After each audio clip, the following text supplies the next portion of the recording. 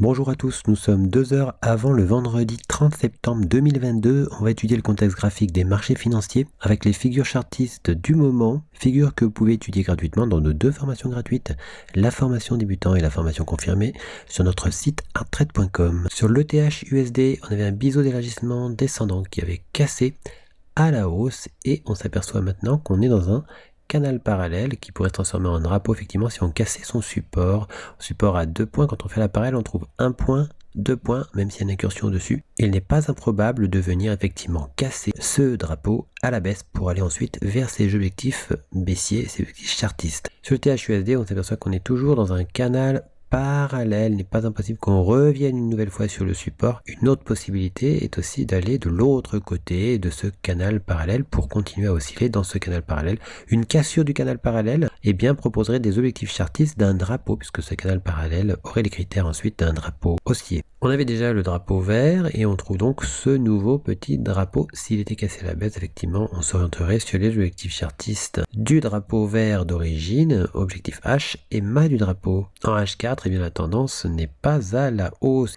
Effectivement, on avait franchi le canal symétrique à la baisse et celui-ci a des objectifs chartistes baissiers. On avait aussi franchi ce niveau, la ligne marron, on a un double creux effectivement décalé, qu'on peut imaginer comme une tasse avec anse ou alors comme une épaule, tête-épaule. On peut éventuellement rejoindre la ligne du cou avant de repartir dans l'autre sens. Sur les crypto-monnaies, les scénarios sont plutôt baissiers. Sur le LTC USD, eh bien on avait le triangle rectangle avec 1 point, 2 points, 3 points, cassure sur la résistance effectivement avec un plat à 2 points en bas. Mais la cassure a été arrêtée par ce plus haut qu'on a reconnu ici d'ailleurs. Et on pourrait très bien finir par casser le plat en dessous. On casserait aussi donc un rectangle, effectivement avec un plat en dessous et un plat au-dessus. Et on a aussi 1 point, 2 points, 3 points sur la résistance au-dessus. Donc on est aussi dans un triangle rectangle qui pourrait effectivement casser à la baisse. D'autant plus que nous sommes en train de réaliser un pullback sur le biseau ascendant qui avait cassé à la baisse. On pourrait venir casser le plus bas d'après cassure qui est le niveau sensible. En H4, on s'aperçoit que on hésite effectivement dans ce secteur, le secteur de la ligne mauve qui est un niveau difficile effectivement. On pourrait, si on refranchissait ce niveau plus durablement, venir invalider le triangle symétrique qui pour l'instant résiste. On n'a pas réussi à toucher son niveau de validation et s'il devait y avoir une contre-attaque, eh bien on irait vers les objectifs chartistes de ce triangle symétrique vert. Sur le BTC USD, on a le biseau descendant qui a cassé à la hausse, qui est venu trouver un point d'appui ici effectivement, qui pourrait effectivement être à l'origine d'une contre-attaque baissière. On avait aussi un triangle rectangle du coup, avec 1 point, 2 points, 3 points, cassure de cette oblique jaune. On pourrait recasser cette oblique jaune pour venir vers les objectifs chartistes de ce triangle rectangle, invalidant ainsi le biseau descendant. Il y a une hésitation claire dans le secteur. En H4, on s'aperçoit que le secteur en question, c'est l'hésitation autour de la cassure de la ligne du coup de l'épaule tête-épaule. Cette ligne marron, on l'avait cassée la première fois, on est venu buter contre le plus bas d'après cassure effectivement une deuxième fois ici, et on a réintégré le dessus de la ligne du coup marron. On pourrait donc voir apparaître une contre-attaque haussière. En H4, on avait aussi le drapeau qui avait cassé ici, formé un plus bas d'après cassure.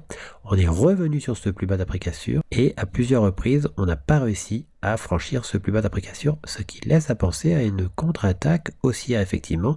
Toutefois, une recassure nous amènerait vers les objectifs chartistes de ce drapeau bleu, ainsi que de l'épaule tête-épaule. Sur le marché du gold en M30, on a toujours le triangle rectangle avec son plat ici.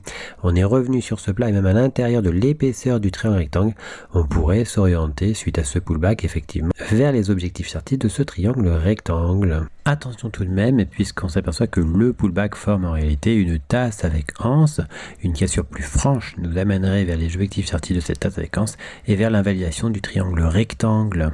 Le niveau d'invalidation de la tasse avec anse se trouve ici. Sur le marché du gold en weekly cette fois-ci, on a cassé cette ligne qui est la ligne du coup d'un double top, ce qui donne des objectifs théoriques baissiers. Une réintégration du plat en bas ici permettrait de réintégrer effectivement un potentiel rectangle puisqu'on a un plat au-dessus et un plat en bas. Sur le silver, eh bien, on avait cassé à la hausse un petit V-bottom allant en contradiction avec les objectifs chartistes du triangle symétrique vert. On a fait ensuite un pullback assez généreux sans venir invalider le bas de ce petit arrondi qu'il avait avant le V. Et nous revoici au-dessus de la ligne du coup de ce V-bottom. Sur le silver, en daily, eh bien, nous sommes toujours dans un canal parallèle. On pourrait s'orienter vers l'objectif chartiste du biseau d'élargissement ascendant. Angle droit, par contre, une cassure de ce canal parallèle pourrait permettre de revenir sur le plat de ce biseau d'élargissement ascendant angle droit. Sur le WTI, on pourrait toujours s'orienter vers l'objectif H du drapeau jaune. On est revenu sur le canal parallèle. Il n'est pas impossible toutefois de réaliser une fausse cassure baissière de ce canal parallèle pour le réintégrer. En H1, on s'aperçoit que le retour correspond aussi à un pullback sur le triangle rectangle et on pourrait donc repartir à la baisse vers les objectifs chartistes de ce triangle rectangle avec une difficulté sur le chemin, ce plus bas qui est le plus bas d'après cassure et qui est un niveau sensible. Sur le CAC 40, on avait ce rectangle effectivement qui avait cassé la baisse, on avait rasé son objectif, on avait bien réintégré le rectangle, ce qui fait que c'était un rectangle difficile à gérer, très difficile même, et on est venu recasser le rectangle pour aller à son objectif chartiste, l'objectif H. En M30, eh bien on s'aperçoit qu'on est venu reproduire la parallèle à cette résistance en bas, on est dans un canal parallèle, on pourrait effectivement soit s'orienter de l'autre côté de ce canal parallèle, soit venir faire une fausse cassure en dessous comme souvent avant de réintégrer pour aller de l'autre côté du canal parallèle, ou alors casser à la baisse pour aller à un objectif chartiste totalement baissier. À noter que ce canal parallèle s'est organisé autour d'un plus bas majeur, la ligne bleue.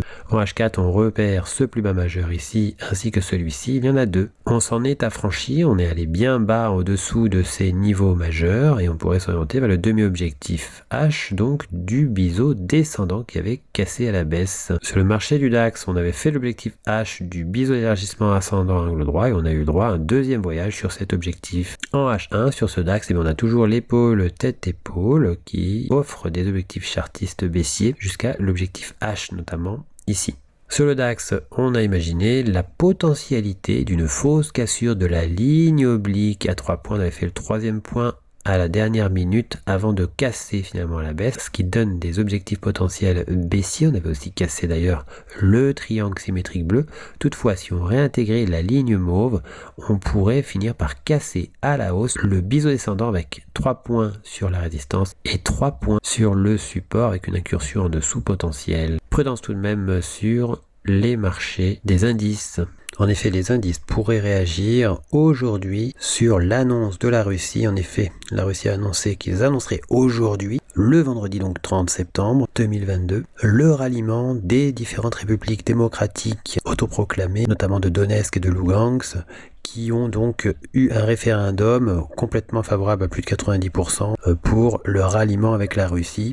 Et on se rappelle qu'en 2014, avec la Crimée, eh bien, ce ralliement avait signifié l'arrêt des conflits. Cette annonce pourrait donc provoquer effectivement des revirements de situation sur les indices, mais pourrait seulement, il faudra surveiller cela de près, à la fois aujourd'hui et à la fois après le week-end. Sur le UK 100, eh bien, on se joue actuellement de l'objectif H du biseau d'élargissement ascendant, objectif H qui sont sujets à des retournements dans certains cas. Sur US 30, eh bien, on avait cassé une tasse avec anse et puis on s'oriente vers le demi-objectif de cette tasse avec anse.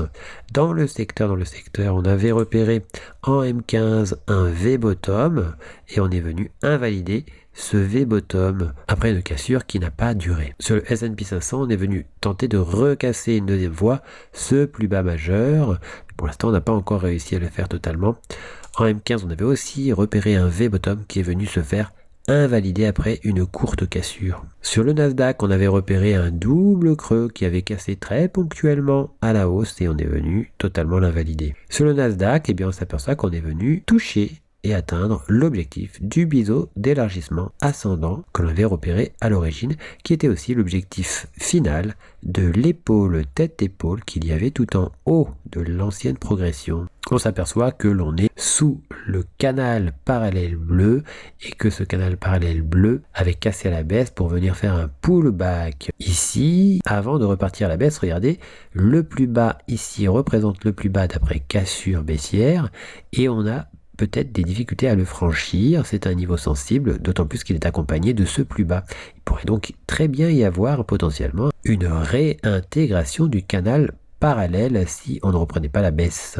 Sur le Nasdaq, on s'aperçoit que ce plus bas est le dernier plus bas d'après cassure de notre double top de continuation, ce plat ici. On avait fait un premier pullback, un deuxième retour sur et même à l'intérieur de la figure avant de revenir sur ce plus bas sensible. On verra si on arrive à le franchir. Si c'était le cas, eh bien on retrouverait l'objectif H du double top de continuation ainsi que l'objectif H du biseau d'élargissement descendant à angle droit. Sur l'euro JPY, eh bien on avait une tasse avec anse marron. On est venu très proche de son niveau d'invalidation, cette ligne rouge sans pour autant l'invalider. Et on a créé entre-temps un biseau d'élargissement ascendant avec 1 point, 2 points, 3 points sur son support. Si celui-ci cassait, on pourrait rejoindre le plus bas du biseau d'élargissement ascendant.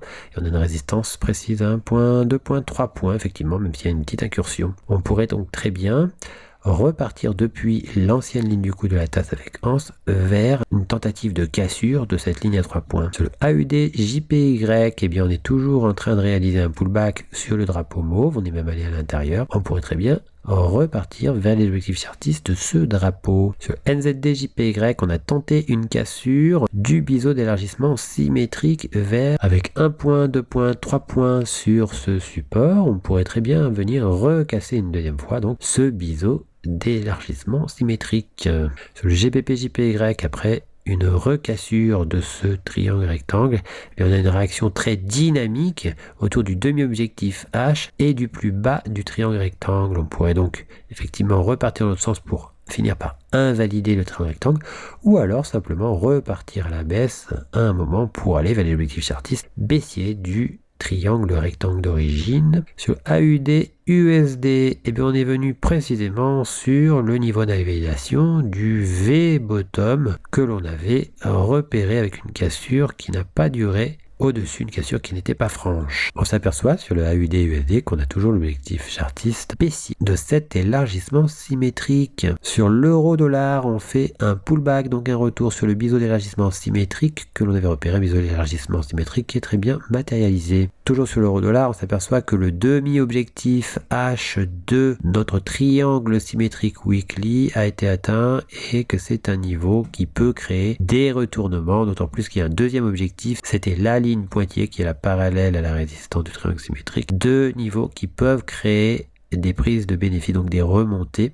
On est sous la parité, c'est-à-dire 1 euro pour 1 dollar depuis un petit temps. Cela dit, on pourrait continuer à s'orienter à la baisse vers les objectifs chartistes de ce triangle symétrique, l'objectif H tout en bas. Sur le CAD CHF, on continue de s'orienter vers les objectifs chartistes du triangle rectangle avec un premier obstacle, ce plus bas. On s'en rapproche actuellement. Sur l'euro AUD, on s'oriente vers l'objectif H du canal parallèle qu'on avait repéré en bas, qui est cassé à la hausse. L'objectif H se trouve non loin du niveau d'invalidation du triangle rectangle d'origine, qui est toujours actif, qui n'a pas été encore invalidé. On pourrait très bien, aux abords de ce plat en haut, repartir à la baisse vers l'objectif chartiste du triangle rectangle. Sur l'euro CAD, on avait cassé un biseau ascendant à la baisse, on avait quasiment fait l'objectif de son plus bas avant une remontée, une tentative de pullback, on a invalidé ce biseau, on repart à la hausse. En H4, on s'aperçoit qu'on a rejoint le plat, l'ancien plat du triangle rectangle, dont on a toujours l'objectif H à réaliser. Soit on repart dans l'autre sens pour invalider ce triangle rectangle, soit dans le secteur, on trouve de quoi redescendre, tout simplement, vers les objectifs du triangle rectangle, en réalisant simplement un pullback, puis un retour, donc, à la baisse. Sur l'USD CAD, on s'oriente, on continue à s'orienter vers l'objectif H du triangle symétrique d'origine. Pour recevoir gratuitement les nouvelles figures chartistes en notification, vous allez sur le site internet, vous cliquez sur Analyse VIP. Une fois que vous êtes sur Analyse VIP, vous cliquez sur S'abonner et puis vous n'aurez plus qu'à vous inscrire.